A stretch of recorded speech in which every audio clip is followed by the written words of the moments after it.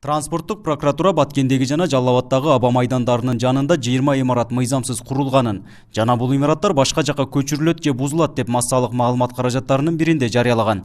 Учактардын учуп конуу коопсуздугун камсыздаш үчүн мамлекеттик экотехинспекция мыйзамсыз курулган имараттарды же көчүрүшү же бузушу керек болоорун да билдирген. Транспорттук прокуратура тарабынан атайын бизге жазма эскертме берилди. Ошо орусча предписание деп коет.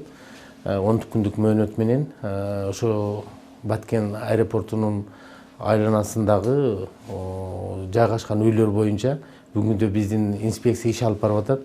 Чындыгында ал жерде үйлөргө адамдарга үй курууга уруксат берилип калган. Ошондон сырткары дагы социалдык объектилер бар, кафелер бар. Баткен аймактык экологиялык жана техникалык коопсуздук боюнча башкармалыгынын териштирүүсүнө ылайык азырынча бир гана турак жай аба майданга жакын жайгашкандыгын аныкташкан. Мындан сырткары Баткен аэропортунун батыш тарабындагы курулуштарды да текшерип, мыйзамдуулугун карашаарын билдиришти.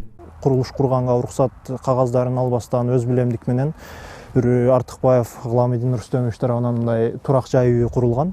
Административдик укук бузуу боюнча протоколун түзүп, Баткен райондук сотуна мыйзам чегинде чара көрүп, тийиштүү баа берүү үчүн өткөзүп бердик. Баткен аэропортунун батыш жагындагы үйлөрдүн мыйзамдуулугу боюнча кат келген. Бул боюнча бүгүнкү күндө иш алып баруудабыз. Ал эми турак жай ээси Гыламидин Артыкбаев 2007-жылы жер тилкесин жеке тараптан сатып алгандыгын билдирди. Ошол эле учурда аба майданы ген планда жок болгондугуна байланыштуу эч кандай мыйзамга каршы келбейт дейт. Мындан улам курулушка байланышкан иш кагаздарын кийинкиге калтырып койгон. Мен ал жерди сатып алган мезгилде шаардын генералдык планында аэропорт жок болчу. Мен кийин ошол нормативдик документтерди кийин бүтүрөм деген негизде курулуш иштерин баштаганмын. Трансформация маселесин кийин чечип алам деген негизде. Мен үй курулуш иштерин баштаган мезгилде аэропорт генералдык планда жок болгондугуна байланыштуу ошого негизденип баштаганмын. Транспорттук прокуратура 1970-жылдардан бери иштеп келген аба майданы шаардын ген планына киргизилбегендигин жана шаардын жетекчилери аэропортту башкы планга киргизип, кеңейтилишин да эске алыш керек деген.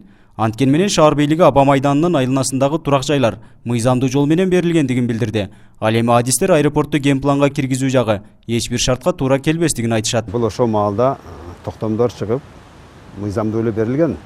Азыркы жанагы болуп өткөн окуяга байланыштуу иликтегенде аба майданынан үйлөр минимум 1 километр, максимум 3 километрге чейин алыс болуш экен.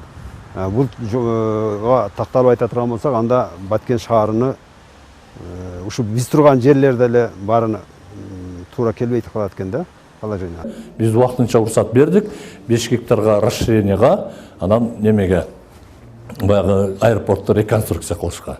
Бирок современный барбыр чыгыш керек деген городой советтин ошондой чечимдери бар. Государственный проектный институтта, мамлекеттик институтка бергенбиз корректировкада. Алар менен барып сүйлөшсөк, алардагы ошол синиптерди, ошол санитарный немелерин баарын көзгөзүп атат. Биз киргизе албайбыз деп атат. Баткен аэропортун шаардын ген планына киргизүү үчүн аба кодексин эске алганда, Баткен шаарын башка жакка жылдыруу зарылчылыгы жаралат. Ал эми шаар калкынын коопсуздугу үчүн аба майданын сыртка чыгаруу керек дегендер да бар. Нургазы Жайнаков, 7 канал, Баткен өкүлчүлүгү.